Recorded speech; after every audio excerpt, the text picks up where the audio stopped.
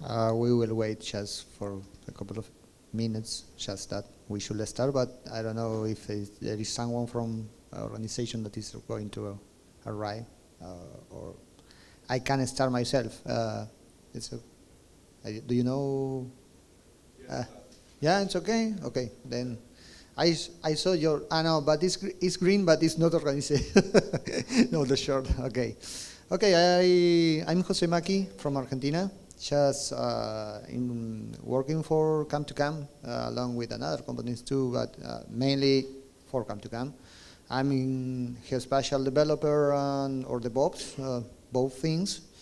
And what I want to share here today is we as Come2Come are partners, members of the OvertureMaps Foundation, and we want to share some ideas about how to fulfill the gap between trying to use this dataset in context of current systems that are used by companies or by someone else, and then you need to understand how to do this try to do it with a minimal effort, okay?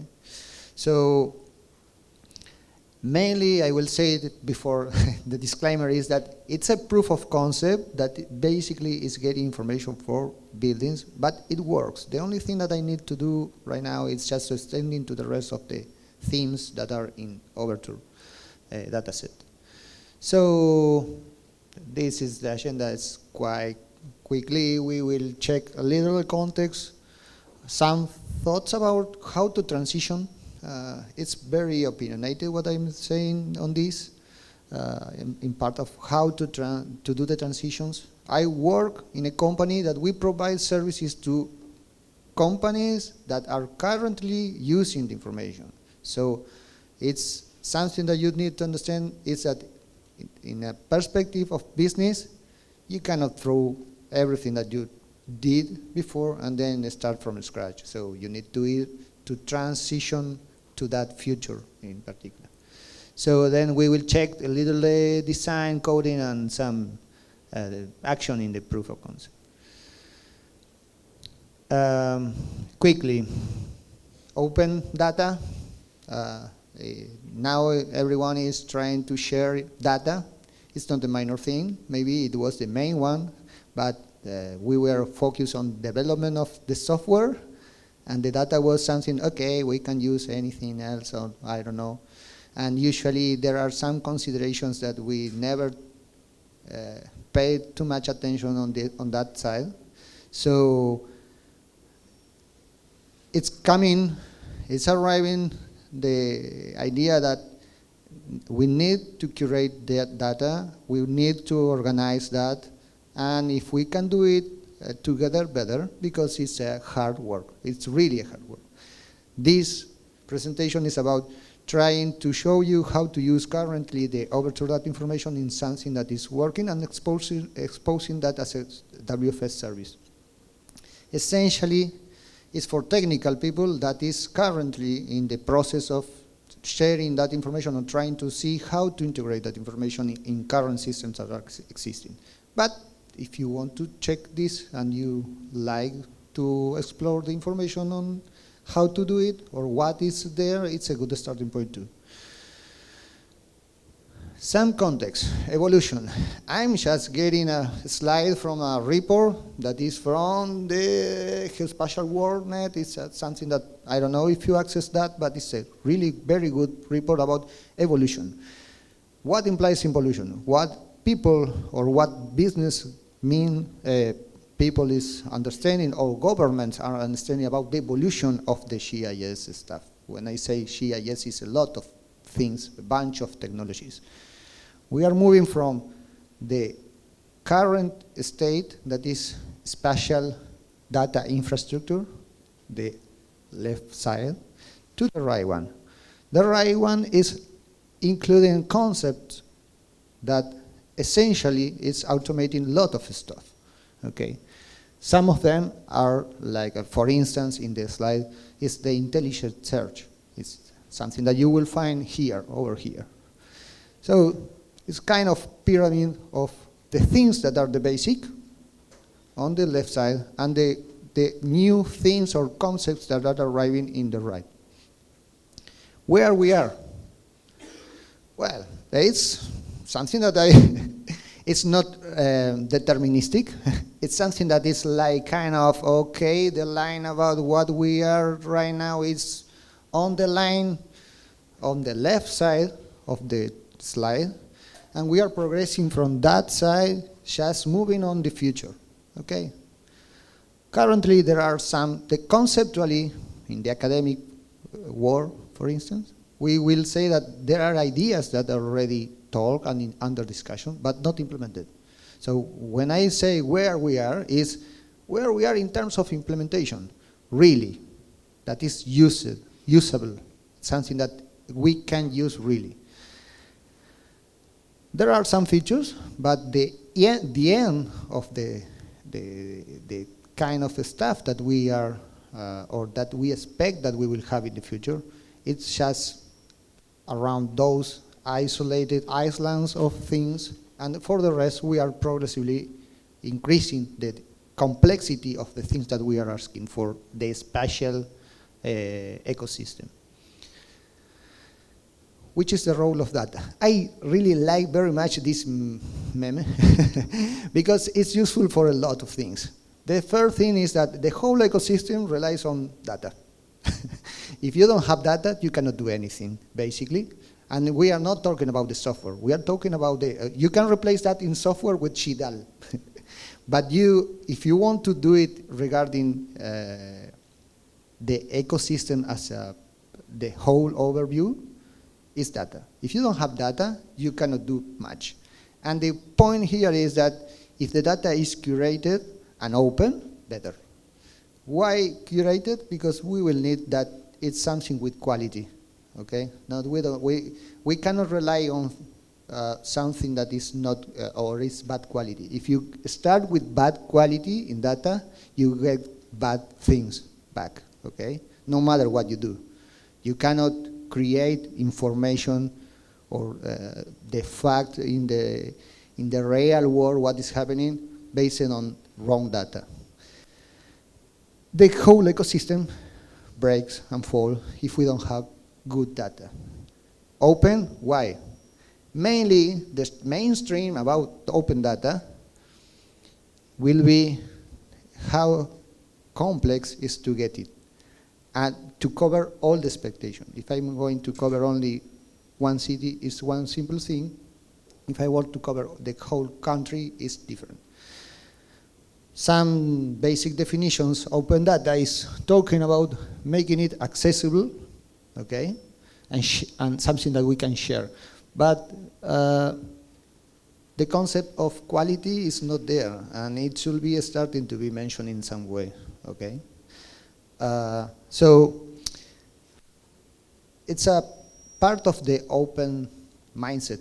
It's not only open data, open source. And even more, I will say that we started with open source, but now we are doing open data because it's not my thing.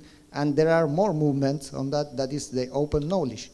I don't know if you know, but there are foundations about open knowledge sharing. That will be something like sharing models, not only the data or the source of or the core source. Sources and trends. Well, the most, there are different sources and reasons for the existence. The main one or the most known by people is the OpenStreetMap, and it's managed by a community. But there are new data sets emerging, like OvertureMaps, that is based on a foundation, that is relying on companies that support that foundation too. Foursquare open source places is new one, last week, I could say. It's something that they share open right now because they have a reason, and I will show which is the reason specifically, and it's very honest to share that thought in the, and mention that. But was managed by a company. Google Open Buildings, the same thing. So there are a lot of reasons that open data was shared. Some are more clear, others are Not understandable why, but it's fair. If it's open, it's okay. One of the reasons, simple answer for, for a problem. In short, building an accurate global database of POE is an extraordinarily difficult task, both from a technical perspective and from a capital resource perspective. So they were really very honest about that. They are saying, hey, we cannot maintain that on our own. We need a community. So this is for the community. Or we can share with expectation that the community will take care, ownership of that, and then they will try to use it on different contexts. OvertureMaps. When we started to be part of OvertureMaps, I say, okay, I'm an OpenStreetMap user historically, but I wanted to check what was happening with OvertureMaps. Then I say, okay, I want to check again this new data source and see what is going to happen here and which is the purpose and how to work with that.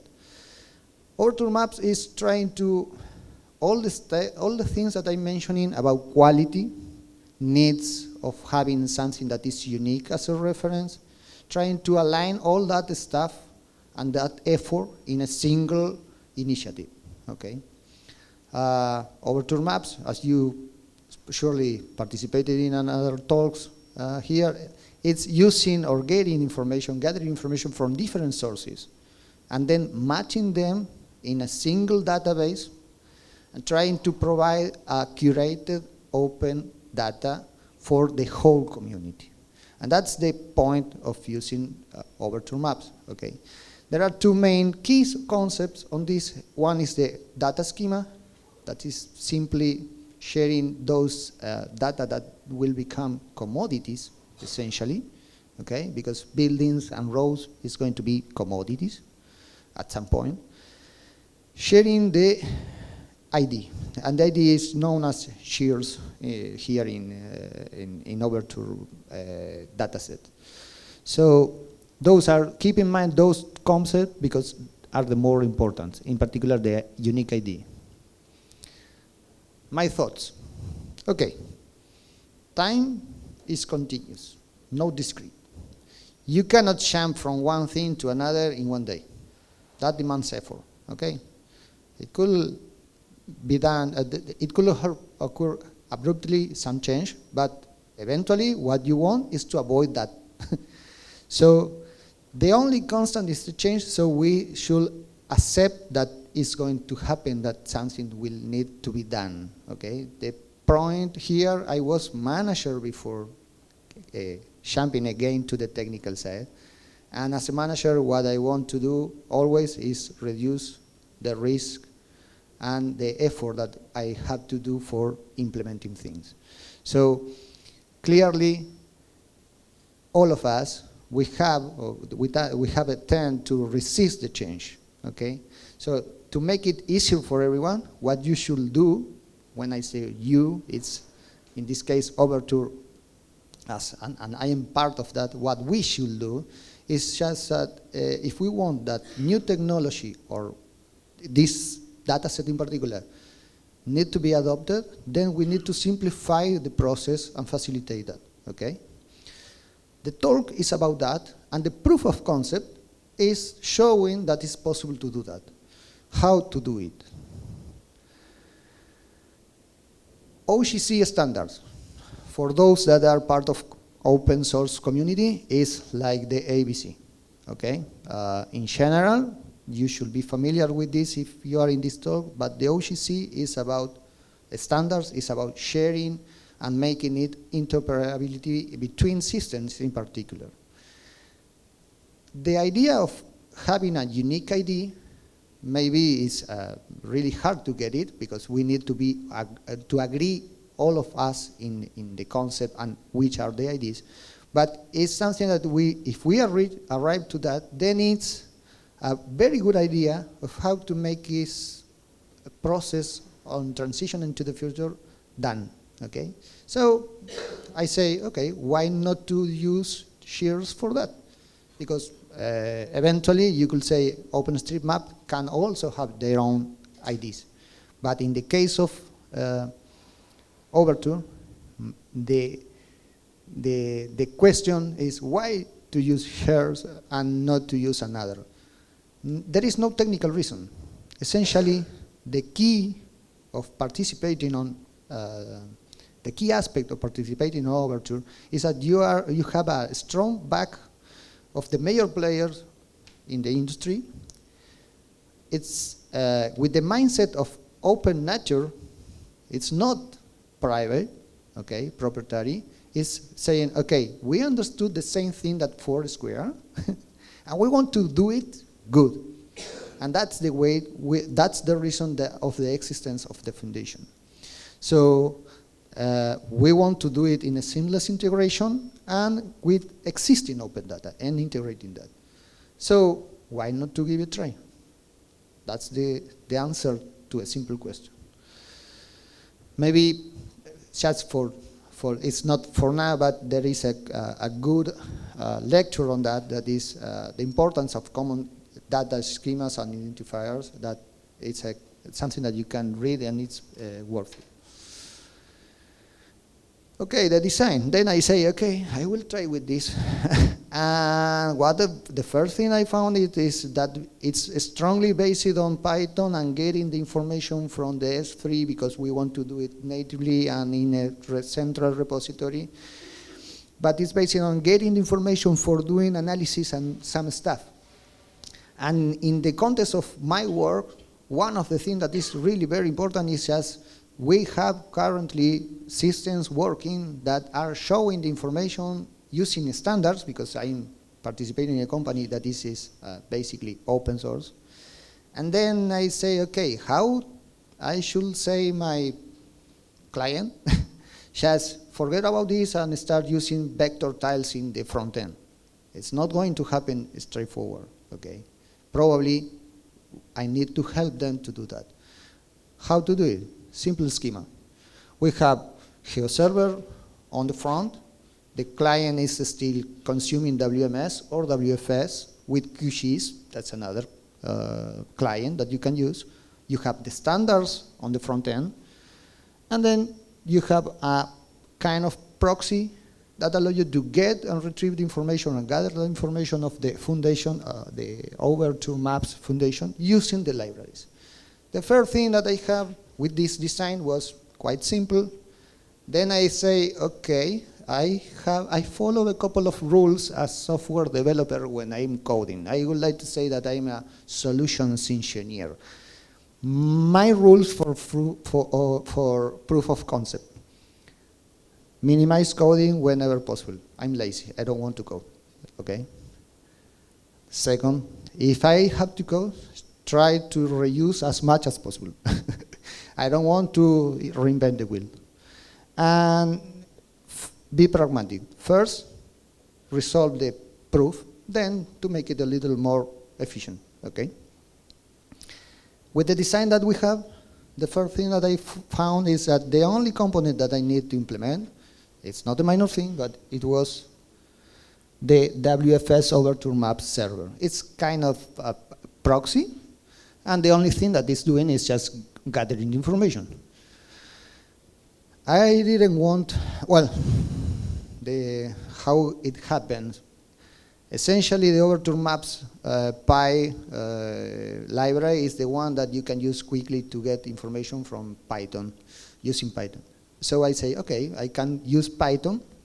Then I will say, I was checking how to wrap those calls with the WFS in front. Then I reached to a Django GeoServer from Amsterdam municipality. They implemented that. No reason, I don't know when and why, really, but it was useful for me. So what I was doing, just ingesting the request, getting that, instead of getting that from a shape file, I was asking the information using the OvertureMaps Py library, getting that, placing in the model that we have in the Django GeoServer, and that's all. The rest of the work done by the tools that I was using.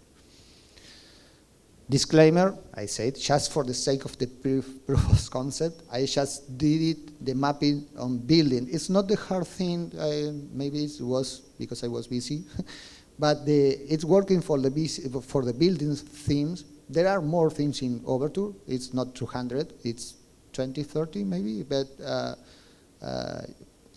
or 5 themes, and you have more items that you can describe. But essentially, it's the same concept that you can apply. Okay, then, what happened here? On the left side, probably it's not going to be visual here, but you have a browser that is the preview from GeoServer, and it's using CQL to filter all the buildings that are above 30 meters, okay? That's using WFS, WMS. In particular, WMS with CQL, not WFS, because internally what it's doing in GeoServer is just filtering the features that are matching with that filter, the CQL. In the right, what you have is QGIS, doing the same stuff.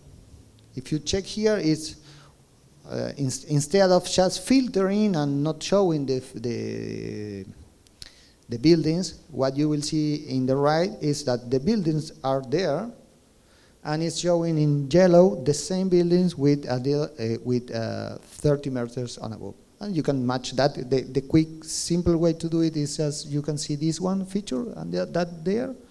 The rest are not shown. That's a proof of that is working, okay? Along with that, what I can do is, in the same repository as a proof of concept, you have an Nginx that is just using code for MapLibre and showing the 3D of the viewer of this. And you can see the same buildings getting from OvertureMaps, exposed as WFS. So you are getting a share of JSON file, but it's not a custom API. It's something that you are using explicitly OGC standard. And I am applying, in this case, adding a simple bar, something that will allow you to show buildings above certain altitude or height.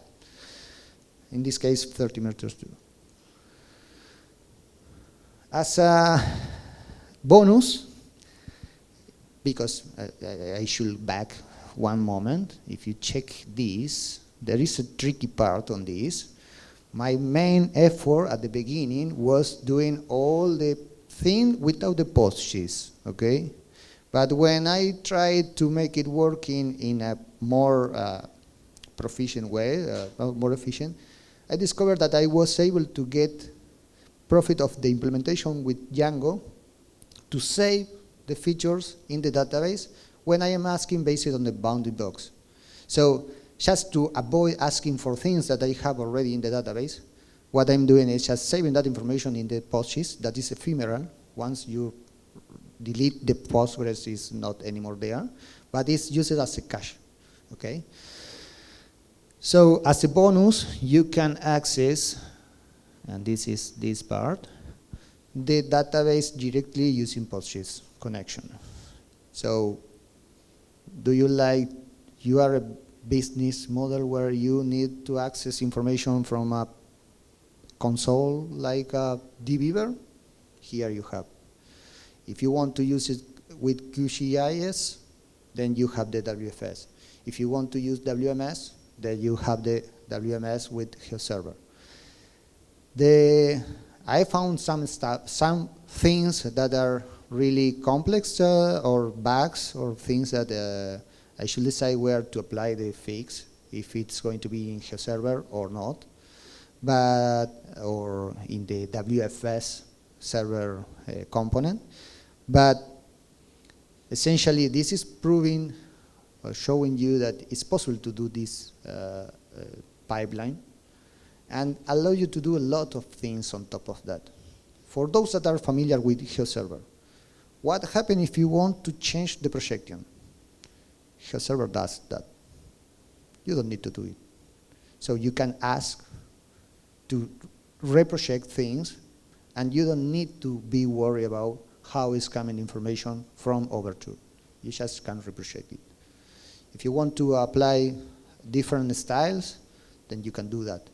If you want to apply an ACL, I mean, when I say ACL, authentication model before accessing the information, you can do that.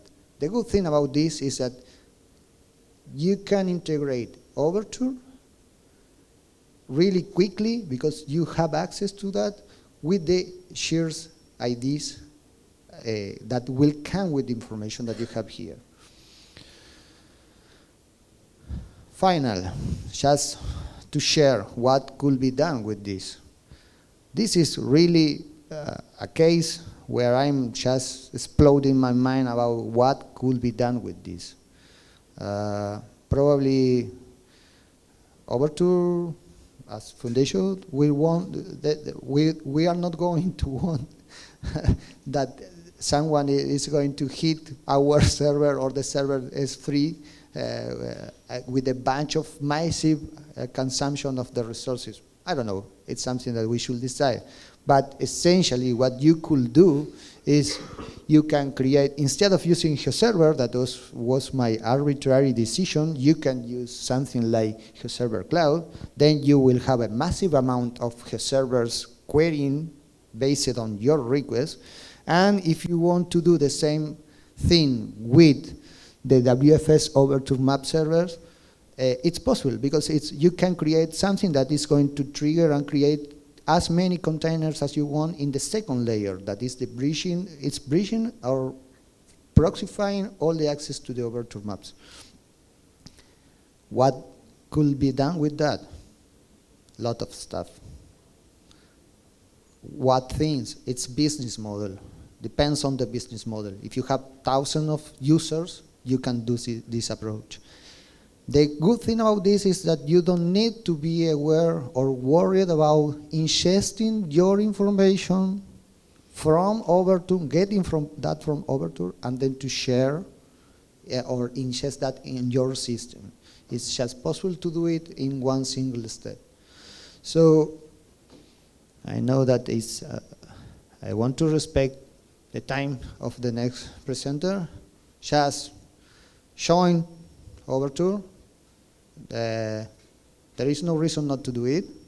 It's a good reason to do it, really. It's the explanation about all the things that are happening. It's something that we can talk, and I can tell you about that.